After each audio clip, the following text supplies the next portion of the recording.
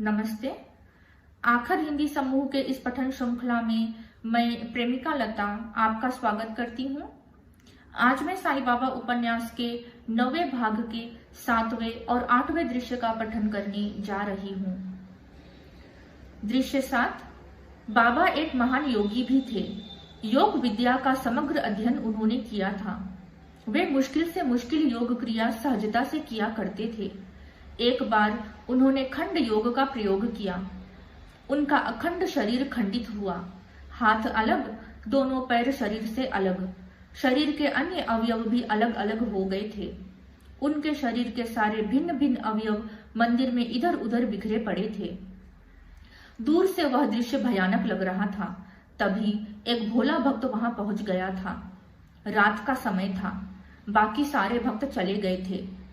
धुनी की ज्वाला तेज थी और बाबा की देह के टुकड़े चारों तरफ बिखरे पड़े थे। उस भक्त ने ऐसा दृश्य सपने में भी नहीं देखा था। वह घबरा गया। खून खून, वह अस्पष्ट आवाज में चीखा। उसने समझ लिया कि किसी ने बाबा का खून ही किया है, पर वह तुरंत चुप हो गया। उसकी देह थरथराने लगी। सारा शरीर पसीने से तरबतर हो गया। मन अधीर हो उठा। उसने मन ही मन कहा, मस्जिद के चारों कोनों में बाबा के देह के टुकड़े दिखाई दे रहे हैं। आधी रात बीत चुकी है। आसपास कोई नहीं है। किस दुष्ट शैतान ने बाबा को मार डाला होगा, क्या पता। भला किसने यह अत्याचार किया होगा। मुझे यह खबर किसी न किसी को देनी ही होगी, पर इतनी रात गए किसे बताएं। और इस समय तू मस्जिद में क्या कर रहा था? तूने ही बाबा को मारा होगा। ऐसा कोई उल्टा ही पूछ ले तो मेरी क्या हाल होगी। पहला खबरी समझकर पुलिस भी मुझे ही गुनहगार समझेगी। फिर यह झंझट ही क्यों मोल ले। चुप रहना ही बेहतर। सुबह जब लोग आरती के लिए आएंगे तब वे खुद जान जाएंगे। पर जो हुआ वह बहुत बुरा हुआ। कहता हुआ रोता वह वहां से चला गया। उस रात उसको नींद नहीं आई। सुबह वह उठा, मुंह पर पानी की छींटे मारी और तेजी से मस्जिद के पास आया। और बाबा शांति से हंसते बैठे थे। काकड़ आरती हो रही थी। उसने आंखें मली। दोबारा देखा वही दृश्य। फिर रात मैंने जो देखा वह क्या था? सपना था या सच? उसने बाबा की ओर देखा। उसको लगा बाबा उसकी ओर देखकर मुस्कुरा रहे हैं। दृश्य 8। डहानू के बाना साहेब देव साईं के परम भक्त थे। वे सरकारी सेवा में थे और जब भी समय मिलता वे लोक सेवा किया करते थे। उनकी माँ भी साईं भक्त थी। वह हमेशा व्रत आदि किया करती थी। व्रतों की नियोजित संख्या पूरी होने पर उनका समापन करने का उसने निश्चय किया था। और उसने बाबा साहेब देव से कहा, बाल। हाँ माँ, बोलो। मेरा व्रत खत्म हो रहा है और मुझे अपने इस व्रत का समापन भी करना है। ठीक है, करेंगे। समापन में हम खुद साईं को भोजन के लिए बुला लेंगे। उसका चेहरा खिला हुआ था। अरे वाह माँ, तुमने तो मेरी सोच को ही शब्द दिए हैं। तू भी यही सोच रहा था? किसी न किसी बहाने बाबा एक बार हमारे घर आए, ऐसा मुझे कई दिनों से लग रहा था। शिरडी और डहानू में काफी दूरी है। अपनी नौकरी के कारण मेरा शिरडी जाना भी संभव नहीं होता। तो क्या करें? माँ ने उत्साह से पूछा। मेरे मित्र बापू साहेब जोग वही हैं। मैं उनको चिट्ठी लिख देता हूँ और उसी में बाबा को निमंत्रण भी दे देता हूँ। ठीक है। और बापू साहेब ने तुरंत चिट्ठी लिखकर रवाना कर दी। समय रहते बापू साहेब जोग को चिट्ठी मिली। अपनी नौकरी और दूरियों के कारण लिखकर उन्होंने बाबा को आगरा का निमंत्रण दिया था। जोग जी ने पत्र पढ़ा और वे सीधे बाबा के पास पहुंचे। बाबा, डहानू से बाबा साहेब देव का पत्र आया है।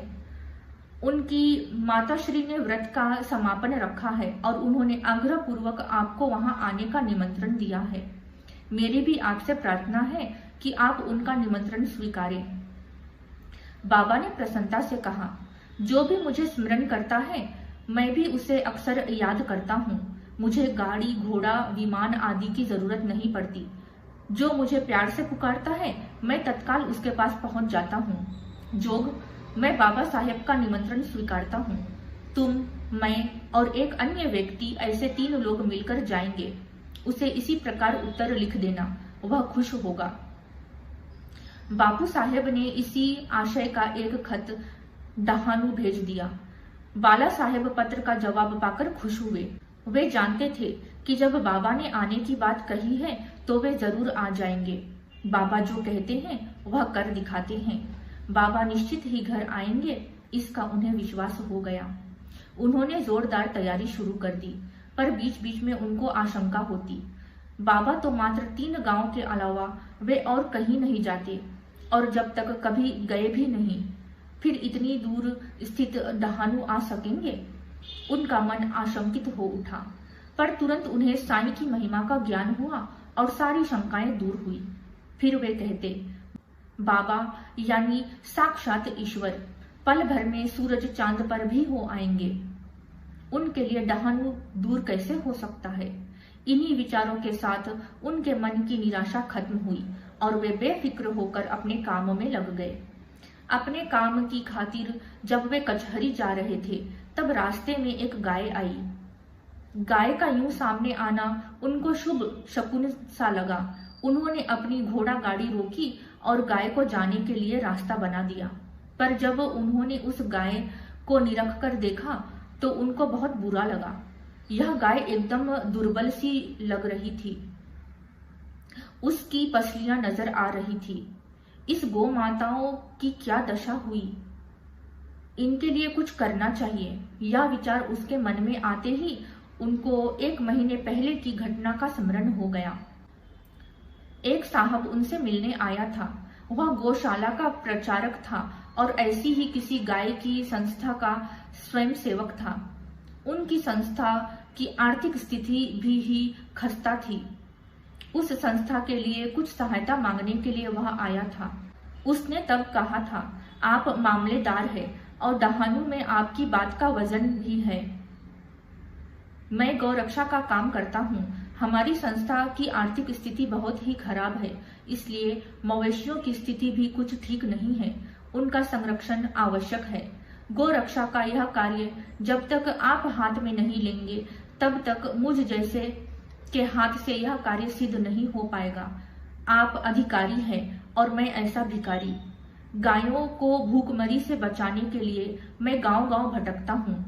आप अगर अमीरों के सामने यह बात छेड़ेंगे तो वे हमारी कोई सहायता कर सकेंगे और गौ माता का आशीर्वाद भी आपको मिलेगा और आपकी कीर्ति भी बढ़ेगी। साधु बाबा का कहना सही था। तब बाला साहेब ने गहन विचार कर कहा था, आपकी यह बात मैं समझ सकता हूँ, मानता भी हूँ। सबको आपकी सहायता करनी चाहिए। आपका कार्य राष्ट्रहित का है, पर यह समय उचित नहीं है। मतलब आजकल डहानू में भी इसी प्रकार का आंदोलन चल रहा है। नरोत्तम सेठ यहाँ एक अमीर और दानी सज्जन है। वे अत्यंत दयालु, धार्मिक और विशेष रूप से पशुओं के प्रति करुणा रखते हैं। वे स्वयं गोवर्धन संवर्धन के लिए निधि इकट्ठा कर रहे हैं। वे सबसे चंदा ले रहे थे। इसी समय आप भी मांगने लगेंगे तो कौन देगा आपको? इसलिए अभी सही समय नहीं आया है, फिर कभी देखा जाएगा। आप 4-5 महीने छोड़कर आ जाइए, देखते हैं तब तक क्या होता है। मैं निश्चित ही आपकी कोई ना कोई सहायता अवश्य करूंगा। ठीक है, मैं फिर आऊंगा, धन्यवाद। और वह चला गया। गाय ने रास्ता पार कर लिया। गाड़ी के हिलते ही वे संभल गए। उन्होंने तय किया कि जब भी वह साधु उनसे मिलने दोबारा आएगा तो वे उसकी सहायता करेंगे और फिर साईं का स्मरण करते हुए वे कचहरी चले गए। धन्यवाद।